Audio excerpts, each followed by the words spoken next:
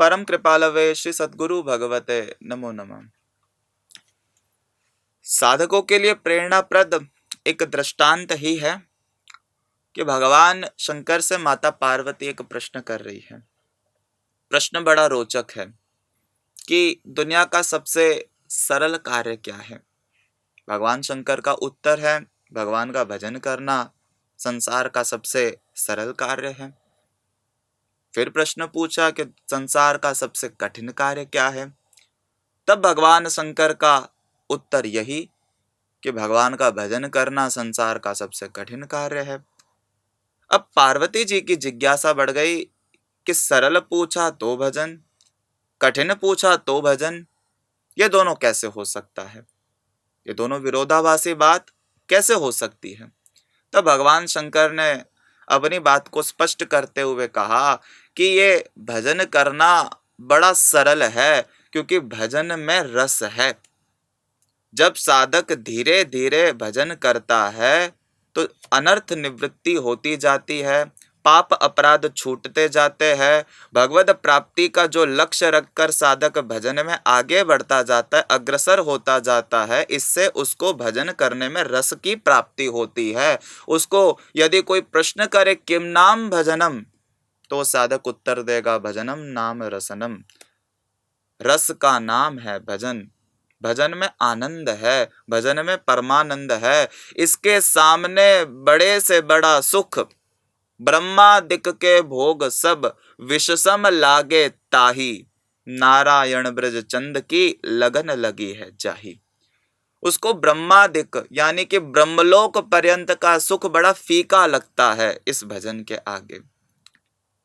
स्वामी रामसुखदास जी महाराज एक बात बताते हैं कि प्रसंग सुनाते हैं कि राजस्थान का एक भजन करने वाला साधक भजन करता है।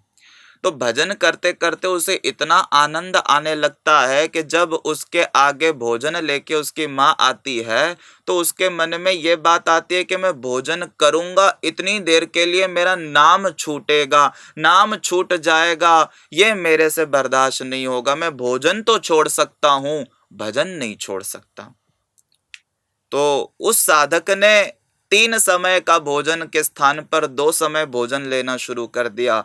2 समय के बाद वो 1 समय पे आ गया। अंत में 1 समय के भोजन करते करते भी जीभ नाम छोड़ देती है। उस साधक से यह बर्दाश्त नहीं हुआ तो उसने अपनी माँ से कहा कि माँ, तू मुझे राबड़ी बना के दे दे, बाजरे की राबड़ी, जिसको मैं गट गट गट करके पी लूं और साथ साथ में भजन भी करता रहूं। मेरा भजन करने में एक क्षण भी जो अभ्यास बन चुका है वो छूटे नहीं। भजन नहीं छोड़ सकता वो साधक, क्योंकि भजन में आनंद आने लग गया है, भजन में स्वाद आने लग गया है। इसलिए ऐसा जब किसी को रस आ जाता है तो भजन करना संसार का सबसे सरल कार्य है। और ये रस आता है सत्संग की कृपा से, महापुरुषों की कृपा से, गुरुजनों की कृपा से। जब किसी बड़े के सानिध्य में साधक भजन करता है, साधना करता है, आगे बढ़ता है, तो वो अपने अहंकार से बच जाता है। और अहंकार के बिना यदि वो साधना में प्रवृत्त रहता है तो उसकी साधना उसे रस प्रदान निश्चित रूप से करती है। इसलिए बड़ों का सानिध्य अति अनिवार्य है, गुरु की कृपा अति अनिवार्य है। अगर किसी साधक को सत्संग प्राप्त हो गया, गुरु की कृपा प्राप्त हो गई, तो भजन करना संसार का सबसे सरल कार्य है। फिर पार्वती जी का अगला विचार कि संसार का सबसे कठिन कार्य जब पूछा तब भी आपने भजन करना कहा। तो शंकर जी ने इसी बात को स्पष्ट करते हुए कहा कि यदि सत्संग ही नहीं मिला, सत्संग ही प्राप्त नहीं हुआ, तो यही भजन करना संसार का सबसे कठिन कार्य है। भजन में प्रवृत्त होना यह कोई सामान्य बात नहीं है। जब तक भगवान की कृपा न हो तब तक कोई भगवान का नाम ले नहीं सकता। राम की कृपा के बिना कोई राम बोल नहीं सकता। और भगवान की कृपा कहाँ तक ले जाएगी? बिनु सत्संग विवेक न होई, राम कृपा बिन सुलभ न सोई।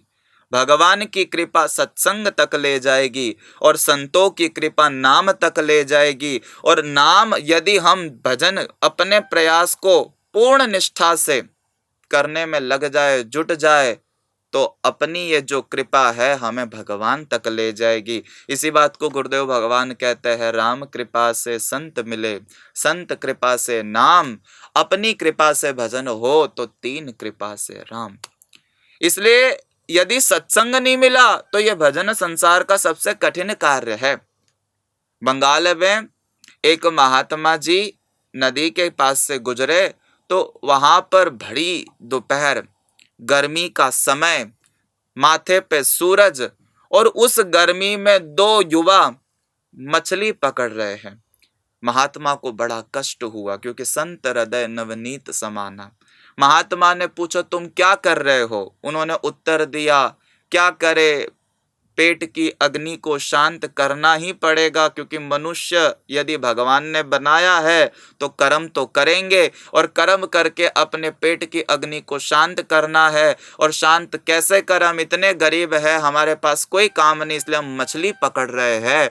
मछली पकड़ते हैं, सुबह से शाम तक लगते हैं, एक दो मछली जो आ जाती है हाथ में उसी को पका के अपने पेट की अग्नि को शांत करते हैं। महात्मा को बड़ा दया आई उस दो युवाओं पे कि सुबह से शाम तक इतना परिश्रम, इतना कठिन परिश्रम, भरी दोपहर में परिश्रम कर रहे, प्रयास कर भी अपराध रहे, पाप रहे। यहाँ पर भी इनको ज्यादा सुख नहीं मिल रहा, और मरने के बाद तो दुख मिलेगा ही, क्योंकि जैसी करनी वैसा फल, आज नहीं तो निश्चय कल। महात्मा ने कहा तुम्हें 3 समय के भोजन की व्यवस्था हम करके देंगे, तुम्हें रहने की व्यवस्था भी हम करके देंगे, करना तुम्हें बस एक है, सुबह से लेके शाम तक ये माला पकड़ो और माला से नाम जप करो। नाम क्या जप करना बता दिया, कैसे जप करना बता दिया, कैसे माला फेरनी ये भी बता दिया। साधक लग गए भजन में। पहला दिन हुआ लगे रहे, दूसरा दिन हुआ लगे रहे, तीसरे दिन साधक ने आना बंद कर दिया, चौथे दिन भी नहीं आए। तब महात्मा को लगा कहाँ चले गए।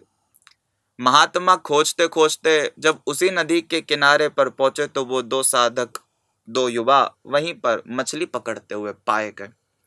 महात्मा ने पूछा क्या बात है, भोजन अच्छा नहीं लगा, रहने की व्यवस्था अच्छी नहीं लगी, क्या बात है, आप फिर से वही कार्य में जुट गए, जबकि तुम्हें पहले 2-3 मछली मिलती थी उसी को पका के खाते थे, अब तो 3 समय का नियमित भोजन, रहने की व्यवस्था भी प्राप्त हो रही है, करना भी कुछ नहीं, केवल माला फेरनी है, तुम क्यों भजन नहीं कर रहे?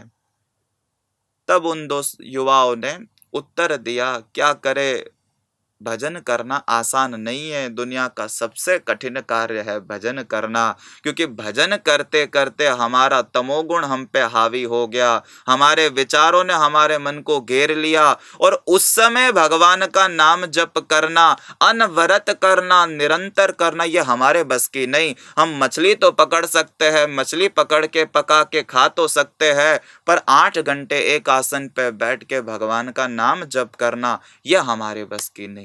उन दो युवाओं को सत्संग प्राप्त नहीं हुआ था, महापुरुषों का सानिध्य प्राप्त नहीं हुआ था, भगवान की रसमयी कथा प्राप्त नहीं हुई थी, इसलिए उनको भजन करना बड़ा कठिन लगा, संसार का सबसे कठिन कार्य लगा।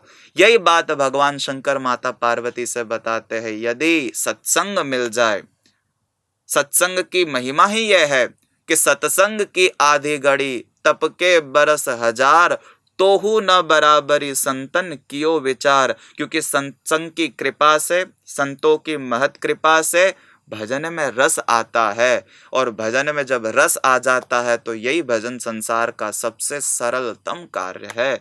इसलिए हम सबको महापुरुषों का सानिध्य प्राप्त करके उनसे भगवद वाणी श्रवण करते हुए भजन का नियम ग्रहण करना चाहिए, और उसको निष्ठा पूर्वक उस नियम का निर्वहन करना चाहिए।